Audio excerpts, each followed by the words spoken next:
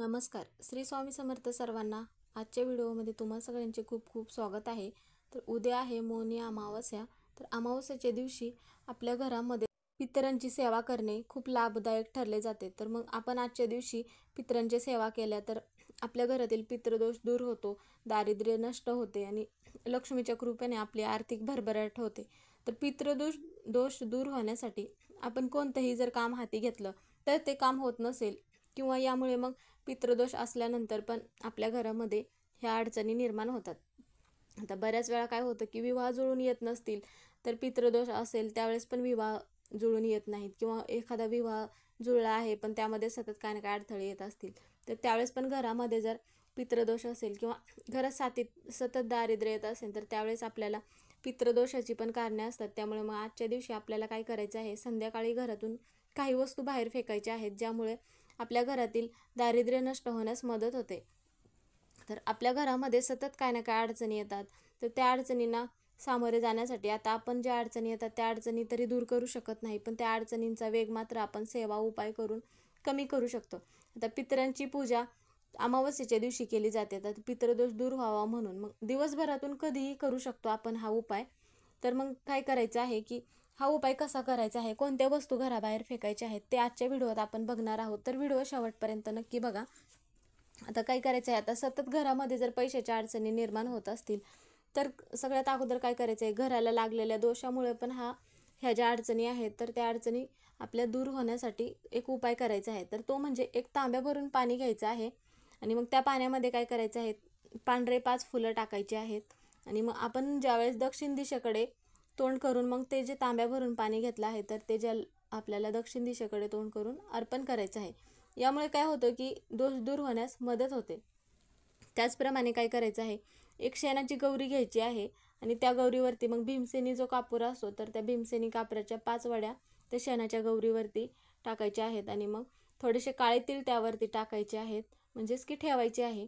त्यावर मग थोडंसं शुद्ध गाईचं तूप असेल तर तूप पण त्यावरती टाकायचं आहे आणि मग हा उपाय जो आहे तर हा उपाय घराचा जो तुमच्या मुख्य दरवाजा आहे त्या दरवाजाच्या तिथे करायचा आहे. यामुळे काय होतं की घरातील सगळ्या अडचणी दूर होतात. त्याचप्रमाणे आपल्या घरातील व्यक्तींच्या काही समस्या वगैरे असतील किंवा आजारपण असेल तर ते आजारपण बरं होण्यास मदत होते. तर मग आजच्या दिवशी काय करायचं आहे की आता घरातील व्यक्ती एखादी सतत आजारी असेल, इडापिडा असेल किंवा त्या व्यक्तीला सतत कोणत्याही कामामध्ये यश येत नसेल तर त्या व्यक्तीच्या आंघोळीच्या पाण्यामध्ये काय करायचं आहे, काळे तीळ टाकून मग ते पाणी स्नान करायला द्यायचं आहे. यामुळे काय होतं की त्या व्यक्तीला जर पितृदोष असेल तर तो पितृदोष दूर होतो, त्या व्यक्तीमधील नकारात्मकता दूर होण्यास मदत होते. त्यामुळे मग ह्या ज्या सेवा आहेत म्हणजेच की हे जे उपाय आहेत तर अमावस्येच्या दिवशी करण्याला सगळ्यात जास्त महत्त्व दिले जाते. आता आपल्याला ज्या घरावरून म्हणजेच की वस्तू बाहेर फेकायच्या आहेत तर त्या काय करायच्या आहेत, आता घरातील नकारात्मकता निघून जाण्यासाठी, घरातील वातावरण नेहमी चांगले राहण्यासाठी अमावस्येच्या दिवशी हा उपाय करण्याला सगळ्यात जास्त महत्त्व दिले जाते. मग काय करायचं आहे, आपल्याला हा उपाय सायंकाळी करायचा आहे, म्हणजेच की संध्याकाळी हा उपाय करायचा आहे. मूठभर भात शिजवायचा आहे आणि मग काय करायचं आहे, एक वाटीभर शिजवायचा आहे. आता जो भात तुम्ही शिजवणार आहात तो घरामध्ये मग इतर कोणत्याही व्यक्तीला मग खायला देता नाही आला पाहिजे असं एवढंच भात शिजवायचा आहे. फक्त तो भात त्या उपायासाठीच भात शिजवायचा आहे. आणि मग भात घेतल्यानंतर एखादी पत्रवाळी म्हणा, पुठ्ठा म्हणा घ्यायचा आहे आणि मग त्या भातावरती थोडंसं दही टाकायचं आहे आणि मग दही टाकल्यानंतर काय करायचं आहे, एक लवंग टाकायची आहे आणि मग थोडंसं तुमच्याकडे जर लिंबू असेल तर लिंबू टाकायचं आहे आणि मग राख टाकायची आहे, पांढरी राख आणि एक भाकरीचा तुकडा.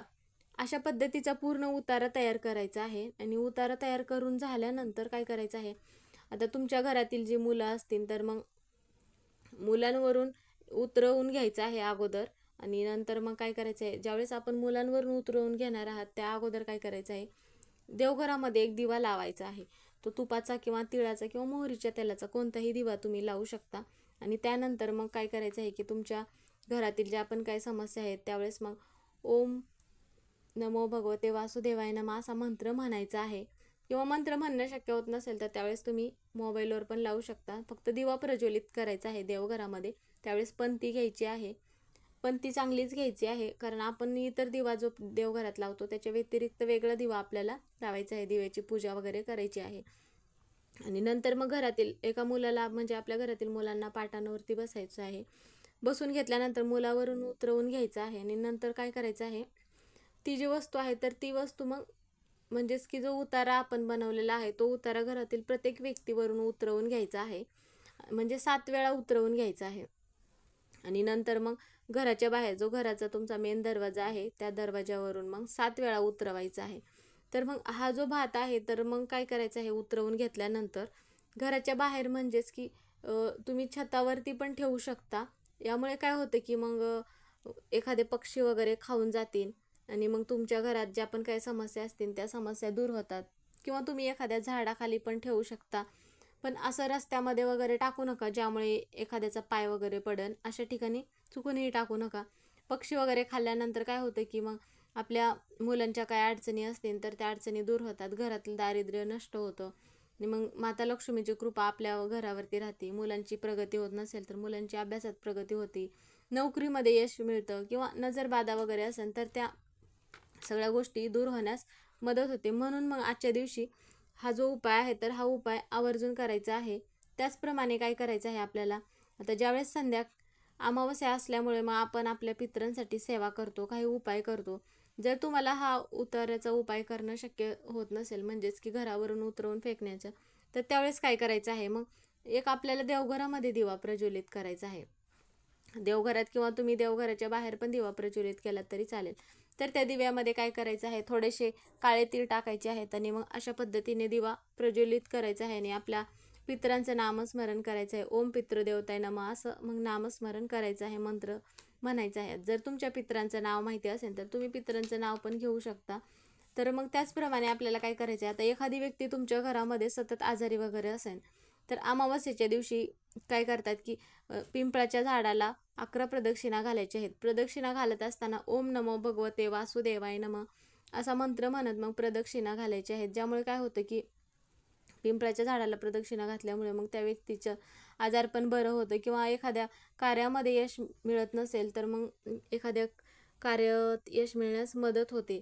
त्यामुळे मग आजच्या दिवशी आवर्जून पिंपळाच्या झाडाला पण जल अर्पण करायचं आहे. तर जल अर्पण कसं करायचं आहे की एक तांब्या भरून पाणी घ्यायचं आहे, त्यामध्ये थोडंसं गंगाजल टाकायचं आहे आणि थोडीशी साखर टाकायची आहे आणि मग पिंपळाच्या झाडाखाली जायचं आहे आणि खोडावरती पाणी अर्पण करायचं आहे. आणि तिथे पण आपल्याला मग ओम पितृदेवताय नमः असा मंत्र म्हणायचा आहे आणि तिथे दिवा लावून मग पूजा वगैरे करायची आहे पिंपळाच्या वृक्षाची. यामुळे काय होते की आपल्या घरातलं दारिद्र्य दूर होतं. पिंपळाच्या झाडावरती भगवान विष्णूंचा वास असतो, माता लक्ष्मीचा वास असतो. त्यामुळे मग पिंपळाच्या झाडाची आजच्या दिवशी आवर्जून पूजा करायची आहे. तर आजचा व्हिडिओ हा इथेच संपला. व्हिडिओ कसा वाटला कमेंट करून नक्की सांगा. व्हिडिओ आवडला तर व्हिडिओला लाईक करा. चॅनलवर नवीन असेल तर चॅनलला सबस्क्राईब करा. कमेंटमध्ये ओम नमो भगवते वासुदेवाय नमः किंवा ओम पितृदेवताय नमः हे लिहायला विसरू नका. व्हिडिओ पूर्ण बघितल्याबद्दल धन्यवाद.